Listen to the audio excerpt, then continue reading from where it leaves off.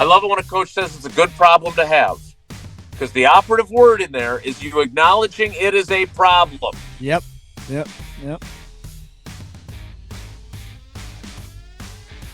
A weekly pulse on all things green and gold with the three-time Wisconsin Sportswriter of the Year, Jason Wilde. I'm ESPN Wisconsin's Alex Strouf. The Packers in first place of the NFC North and the NFC after a win on Sunday Night Football in Pittsburgh. Now 5-1-1 on the season as they get ready to host the Carolina Panthers at Lambeau Field on Sunday. Hey, Jason. Strouf. How's it? I'm good. How are you? I feel like this is a trap episode. As in, this is a trap game coming Sunday for the Packers? You're a sharp one. Yeah. Why is that? You think they're looking ahead? Do you think they're riding too high? No, I don't think that they're going to treat it that way. But Matt LaFleur dismissing the idea that it is a textbook trap game. You're coming off of even though they downplayed it, you tell me going to Pittsburgh, winning for the first time since 1970 in franchise history. And, oh, by the way, beating Aaron Rodgers, who happens to be the quarterback of the Pittsburgh Steelers, on the road. Yeah. And then having the defending Super Bowl champs next up on the schedule. And in between, you're playing the 4-4, which I think is worth noting because people act like these guys are 0-8. But they have found a way to win 4 games. But this is what trap games are made of. I'm not saying that his guys are going to fall into the trap, but let's not be dismissive. It's sort of like this whole targets thing. I noticed that I had written that already, but I thought it was interesting. He kind of went off on that a little bit yesterday, and it's great. You want to believe. I understand what you want to believe. But these guys are human beings. Right. So, and maybe everybody's all kumbaya and happy-go-lucky, and I'm thrilled to have caught 3 passes. But I don't think that's how people work. I also don't think that's how people work. And we can get back to the pass catchers part of this football team because I am fascinated by it after a big game by Tucker Kraft on Sunday. But I guess that leads me to this when I hear you talk about the idea of a trap game. I'm sure you've said it, but I know a bunch of fans have heard say it, and I've certainly had the thought after the loss to Cleveland earlier in the year. Is the idea of playing down to your competition a real thing, or is it more so just it's the NFL, the difference between the 32nd best team and the best team is much thinner than people realize? Well, I think it's both, but I personally think it's the NFL is hard. Like even bad teams, like I always love the one where it's, Alabama is the best team in the country by far. Could they beat the Jaguars? And the answer is always no, right? But I suppose the U.S. beat Russia in 1980 in hockey. But no, look, it's like. Even against not so good teams, it's like 4 or 5 plays in a game that decide who wins and who loses. So, yeah, are these guys, again, human beings? Absolutely. Do they go in and go, come on, Carolina? Sure. I'm sure there's somewhere in the recesses of their brain that's happening. But again, it's Matt's job to try and convince them, hey, these guys can beat us. We got to have our blank together. And I think he does a good job of that. But yeah, you're not going to be as jacked up for this game as you will be next Monday night. You just won't. So, but that shouldn't, the thing about it is, and this has always been my thing about this, and I don't know if other people see it this way. We were flat. We didn't come to play, all that stuff. It's kind of a chicken and the egg because to me, if you execute early in the game, you're not flat. But if you execute poorly, then you can become flat because then you're like, oh, here, like the Packers. Were they flat for the Pittsburgh game? No. But did they execute poorly to get 3 3-and-outs in the first half? Darn tootin' they were. So I just, to me, it's always about execution. And if you're got, and that's every level too, right? Like, Sydney's volleyball team loses because they put 6 serves into the nets. Those are unforced errors that cost you the game. Does that mean they didn't want to put the ball in? Does that mean they didn't care about winning? No. But if you execute poorly, bad stuff happens. And then you most likely lose the game. And in the Packers case, they've lost one, they've tied one, and then they've escaped with some, less than stellar performances and one or two others. Darn tootin'. I thought you'd like that. I did like that. The Packers, though, have won 3 in a row, obviously, coming off of this win in Pittsburgh, which was a really impressive second half, especially on the offensive side of things. Jordan Love was phenomenal. I'd argue it's one of the best one of the best regular season games of his career. He wins Offensive Player of the Week in the NFC for the first time in this show's history, Jason. Last time he did it was Week 18 of 2023. When Jordan Love last won the NFC Offensive Player of the Week. This is his 3rd time winning the award. He won it back-to-back weeks in 2023. And now here in week number, what was it, week 8? Yeah, week 8 of the NFL. He was, like I said, I mean, I thought he was awesome last week in Pittsburgh. He had the 20 completions in a row, which is the longest streak for the Packers since Brett Favre, something Aaron Rodgers has never done, something obviously Love has never done. Tucker Kraft was awesome, but just on Love, it's a guy we talk a lot about. How good is he? How good can he be? How consistent can he be? What are his bugaboos? When does he mess up? But I really have no knocks from that Pittsburgh game. I walked out of there going, okay, it looked like he took a step today. What were your takeaways from Love's performance on Sunday night? Oh, I have knocks. I have knocks. But it's because I hate him, of course. Yeah, right. Yeah, right.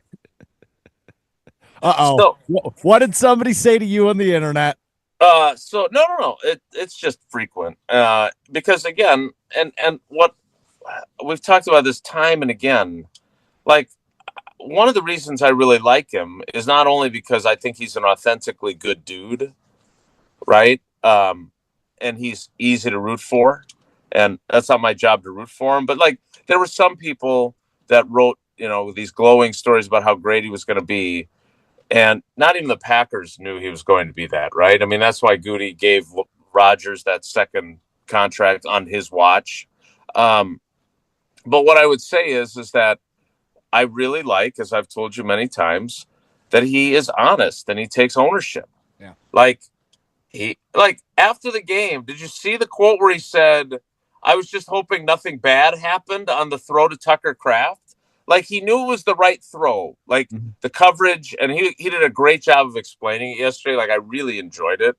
But the bottom line is he took a big time risk there. That was a risky throw, no doubt. Right? And then the other one, the one for 33 yards to Watson, which again, that counts for 92 of his yards in the game, those True. 2 throws. True. And technically he shouldn't have made them. So what's funny though is, and this is the reason I bring it up, is my Sunday story for Channel 3000 is going to be, this is a sign that he's along the path, right? Mm-hmm. Because at some point when you're good, you take chances, and they maybe are chances that you as a rookie or as a first-year starter should not have taken. But now you've got some, as Mike McCarthy would say, pelts on the wall. So take a shot, man. And now, could those have ended badly?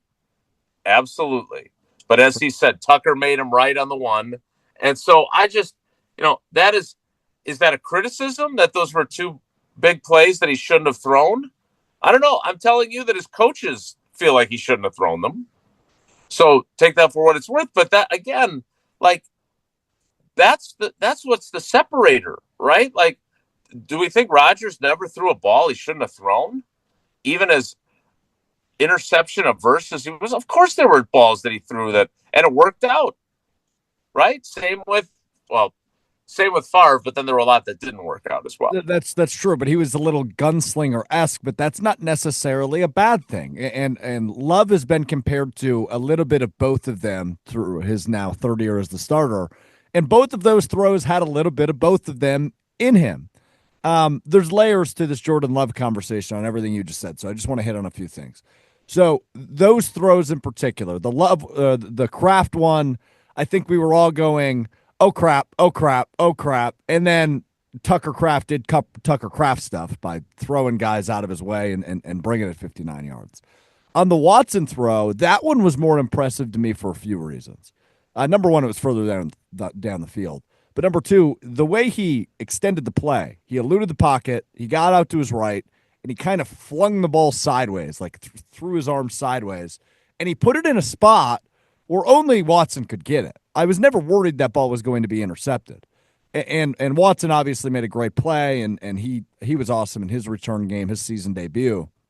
But that throw by Love was certainly impressive to me. I thought that was a whoa, like almost a you've arrived throw, if you will. And I don't mean to overreact. That's probably an overreaction, but that was his most impressive throw of the day in my mind. That 33-yarder to Watson. Yeah, he committed the mortal sin late down the middle, Yeah, and he that's not me saying that. That's him saying that. but So again, again, when you got pelts on the wall, right. So that's my point, and that's what made it. Look, is he going to throw a couple more of those that aren't going to work out over the yes, course of the next 10 games? Yeah, he probably is. But again, I'm always thinking not only in terms of what we're talking about on the air or what I'm talking about on TV, but also obviously first and foremost the stories that I want to tell in the written form. And I asked him about, I also asked him about the interception in Cleveland and the dawdling, for lack of a better term, in the final seconds of overtime in Dallas. And he offered up the interception he threw in San Francisco sure. and talking about how you have to learn from all this stuff. And I don't know how, first of all, I don't know how anybody thinks I don't like him. Um, you know, well, I'm not going to say it. But on top of that, like it's fun to watch him developing. Now, I'm not like going to get swept up in the euphoria and say, he's going to win the MVP this year or he's going to have a Hall of Fame career. I have no idea. I didn't know. I knew Rodgers was special at this point. I didn't think he necessarily was going to win 4 MVPs, but I thought he'd win a Super Bowl. Am I sure that Love will win a Super Bowl? I'm not as confident as I was back then, but there's nothing but good things to like about him. Yeah. Period. Yeah, and there are really good signs of progression, which I think is what we're all still looking for because it's so early on in his career. But one statistic, and look, you and I both know stats don't tell the full story. They can tell you some things, but they don't tell you the full story. He's completed 70.9% of his passes this year, just a touch under 71% of his passes. Quarterbacks that have thrown at least 100 attempts this year and have a over 70% completion percentage are Drake May, Jared Goff, Daniel Jones, Jordan Love, Dak Prescott, Jalen Hurts. It's pretty good company for Jordan Love in terms of the completion percentage. That would be the highest mark of his career if he was to finish over 70%. So to see that number go up, and obviously to see only 2 interceptions next to his name through 7 games, both good signs of progression in my mind. Well, but it's also a sign like that's where it's supposed to be in this offense too. Remember, Definitely. like this is not Lynn Dickey chucking it down the field for Paul Kaufman, James Lofton, and John Jefferson. Like it is designed to have a high completion rate, and I didn't go back and look what his air yards were separate of those 2 plays we just talked about. But again, if you're doing what the offense is designed to do, like I don't understand if you're looking at kind of the big picture of his performance, like who cares if a lot of the yards came because he got the ball out quick to a guy and then that guy made a guy miss and gained 11 yards on a ball that only carried 2 yards in the air. Like, again, why do we have to, and look, I don't think anybody's doing this, but there are probably some Jordan Love haters that are still left that are saying, well, it's not that hard in the system. He's scheming guys open. Well, remember in 2018, Aaron Rodgers was dying for a system like this. This is what he wanted.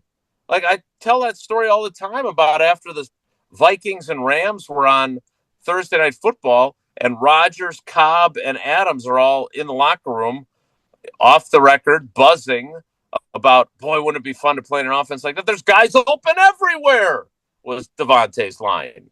Like, yeah, that's what's great about this system. That's why so many teams use it. So I don't want to diminish the completion percentage, but he should be doing that. And the fact that he does deserve praise for that. Well, I think it's important to point out that that guy you just mentioned, that under LaFleur, Rodgers only completed 70% of his passes once, and that was in his 2020 MVP campaign. Rodgers has only completed more than 70% of his passes twice in his career. And one of those years was 2007 when he wasn't even the starter yet.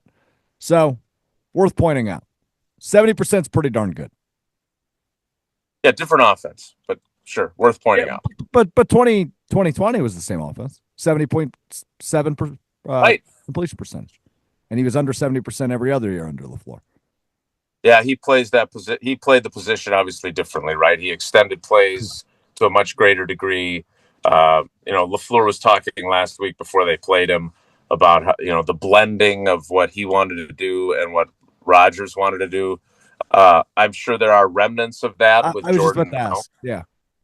But it's probably closer to a purer form of what LaFleur wanted to do than what Rodgers was running. Where else have you seen Love grow up in terms of being a quarterback? Because I think this year it seems like he's got, unless you think I'm wrong here, but to me, just the simple eye test tells me he looks more confident running this offense this year than maybe he was the prior 2 years. Seems like he has more of a command of the offense. Seems like he's getting a little bit better at extending plays and making those positive yardage plays. Where have you seen some growth from Love? Well, and in fairness, he wasn't able to do those things last year, right? I mean, because of the injury, yeah, right. Like he was, but again, and I said it at the time, and I still stand by it. Everyone, it's 100% injury rate in this league. Yep. So you have to figure out a way to succeed. And by the way, he did, except for in the 6 games they played against the Eagles, Lions, and Vikings. But he had to adjust his game. Now you're seeing him play the game the way he wants to play it. And that's subtle movements in the pocket to be able to avoid pressure. I mean, I was looking at this, like Drake May's been sacked 28 times. Love's been sacked 10. Right. And now, is that getting the ball out quickly? Yes, but that's also, this guy lost containment on the D end, and he takes a little subtle step up, avoids that pressure, and either gets the ball out or gains a couple of yards running. He's able to run. He had surpassed last year's run total after 5 games. So, yeah, he is playing at my frustration is instead of just saying, this guy's playing really good football, it's, well, should he be the MVP? Should he be the lead candidate for the, well, I don't know. It seems like Josh Allen had a couple of rough games. I saw him on TV the other day after they won 40-7 saying, I played like crap. It's probably Mahomes' award to lose at this point, but I think Love is certainly in the conversation.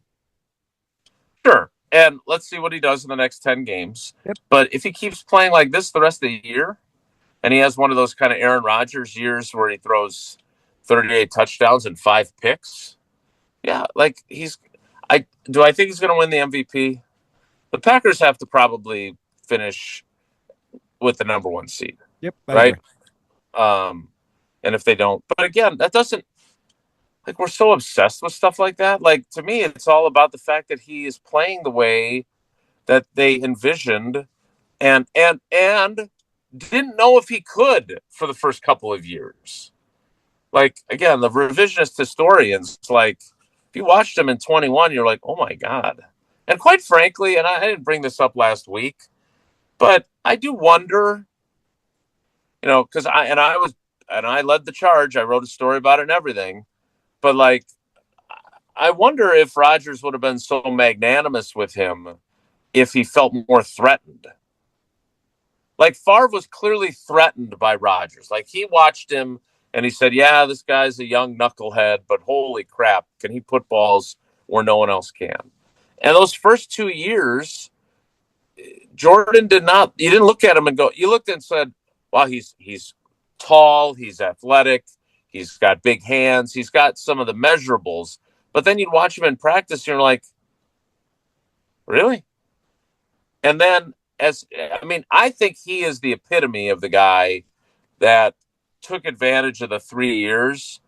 So, like, if they'd have thrown him in right away, like, say Rodgers gets hurt and they don't have Tim Boyle, or they realize Tim Boyle, as subsequently was proven, was probably not someone you wanted starting a lot of games for you, and they threw Jordan in there, I would be worried about what his career arc would have been. Yeah, I agree. And that's unfair. That's my point, is that sucks. Like, you're seeing Baker Mayfield and other quarterbacks who that's what happened to them, and they never hit the ground running because they had to play right away, and they were on bad teams and they got beat up and they played poorly. Yeah, I mean, you see a redemption arc just about every year now, it seems, in the NFL. This year's version of it is Daniel Jones in Indianapolis. He's having an awesome year. Yeah, great example. But last year it was Sam Darnold in Minnesota. The year prior it was Baker in Tampa Bay. I feel like Geno Smith had a time or two. In Seattle, it seems like every year in the NFL you get a redemption story of a highly drafted quarterback that didn't pan out in his original location. But to your point, I believe the word you used was magnanimous, certainly a word in my vocabulary. I don't know if Love would have been more of a pure, or maybe less of a project. And I don't mean that as a diss. It's just what he was. He needed some time to develop. Would Rodgers have treated him any differently? I don't know if he would have, in credit of Rodgers, because I think he was always pretty clear that he wanted to treat whoever was coming in to replace him differently than Favre treated him. And I think it probably would have been that way either way. And look, my point is that he had a phenomenal track record, right? Yeah. Of Matt Flynn, Scott Tolzien, like all those guys, Deshaun Kaiser, Brett Hundley, like he was good to all of them. And you're 1,000% right. I mean, he and I have talked about that before, that it was important to him not to put Jordan. And I'm sure Rodgers rubbed Favre the wrong way from time to time too, right? Because he can do that. But it was definitely important. I'm just saying that, at some point, if you start to be like, "Ooh, this guy's actually pretty good," I'm not saying you're then going to turn into a mean girl. I'm just saying that it's a lot easier to be nice to Scott Tolzien or Matt Flynn. Yeah, no, you're right. Yeah, it's a good point by you. All right, let's move on to Tucker Kraft, because he has just been awesome for this team. National Tight Ends Day, which I don't think either you or I realized was a thing. Did you know that was happening prior to Sunday? Every day is something. Like yesterday was like National Cat Day or something. Yeah, National Oatmeal Day, I believe, was also yesterday. What's today? Let's look it up quick. But how about Tucker Kraft? 2 touchdowns, over 100 yards receiving, 7 catches on Sunday. He is quickly emerging as one of the best tight ends in the league, but also emerging as maybe the best pass catcher, the number 1 pass catcher, if you will. I know Matt LaFleur probably wants to vomit because I said it on this team. Yeah, he is. And, he's not vomiting, because he's the one who said that when Pete Doherty asked him after the game, because no one was in the press conference other than Pete, we'd be crazy not to build our passing game around him. So he's the one who put it out there. But yeah, look, and this is just my opinion. That's just like your opinion, man. I think it's still important to make sure everyone feels like they're involved, or you get all kinds of waxy buildup. And so, yes, he should definitely be the player who is the number 1 read on more plays than anyone else.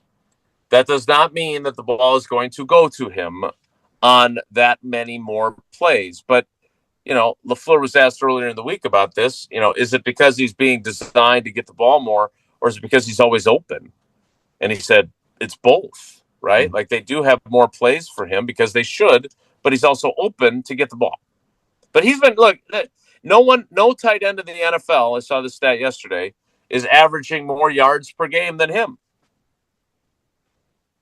That adds up. Yeah. 143 of them on Sunday, and to go with the 2 touchdowns on 7 catches for Tucker Kraft, including that fun 59-yard gain that we talked about a little bit earlier. Matthew Golden, why isn't he being featured more? Well, he just was a couple weeks ago, right? Yeah. 3 catches for 86 yards. Then the following week, he caught 3 balls in the first 8 plays or And something didn't get another catch, preposterous. I don't think. Yeah. And then they never saw the ball again. Yeah, again, this is hard. LaFleur kind of got. I wasn't there, obviously. I was doing the show with Bulaga yesterday, but he kind of got pissed about the target questions. I don't know. Did you chop up the audio, or did Will, or it was Will? like? Yeah. Because and again, I'm not there, so you can say that I don't know what the hell I'm talking about. But somebody asked him. Let me go to the transcript. Somebody said something about targets, and this first, you guys never talk about targets, only every other hour. Wow. And then he said, what would you guys, it was Ryan Wood, apparently. What would you guys like it to be? That's what I want to know. I want to know what would be your ideal in your guys' world to allow us to, not have to answer these questions every week. Yeah. I mean, again, on paper, if I could get that ready for Jesse for our show, I want to explore this because that sounds like irritation to me. But here's my point before we go. I like the fact that he wants to get everyone involved, right? Mm-hmm. And I Not always a bad say thing necessarily. this is not Little League where everybody, gets to play their 2 innings and pick dandelions in right field. But I do think, I believe together everyone achieves more. I do. I believe that. And also, you don't want a out of sync locker room where guys are walking around pissed all the time because they never see the ball. But this is, is this the right way to build a team? We don't have time to debate that. I would say more often than not, the more good players I have on my team, the better my team is. So I want that, right? Sure. But right now, we're having this conversation, and Wicks didn't play last week, and Reed is on IR. And both of those guys have had really good moments as well in their career. Reed's led them in receptions and yardage each of the last 2 years. So, those are guys you want involved. You want Kraft involved. You want Golden involved. You just got Watson back. You certainly want him to get the ball. Romeo Doubs is your reliable red zone third down guy. I don't know, Jim. I don't know how you keep all these people happy. And as much as he may have been irritated with the question, maybe that's revelatory about how difficult the job is when you have this many good. I love it. You hear me say this all the time. I love it when a coach says it's a good problem to have, because the operative word in there is you acknowledging it is a problem. Yep. Good point by you. That's journalistic stuff right there by Jason Wilde. The trap episode, potential trap game. We'll dive in more to that on Green Bay Game Day in the 10 o'clock hour with Gabe Neitzel on Sunday from just outside of Lambeau Field on Green Bay Game Day. It's Packers-Panthers at Lambeau Field on Sunday. Packers 3-0 at home this year, looking to make it a perfect 4-0 with a win over the Panthers. Jason, we will talk to you Sunday on Green Bay Game Day. Appreciate the time as always. It is a privilege and an honor. No sarcasm detected. Find Jason on social at Jason J. Wilde. Read him, channel3000.com, and sign up for the Extra Points newsletter over at channel3000.com. Look at that smile because I plugged his newsletter. We'll talk to you next week. It's Weekly Wilde. All right, buddy. Take care. Be good.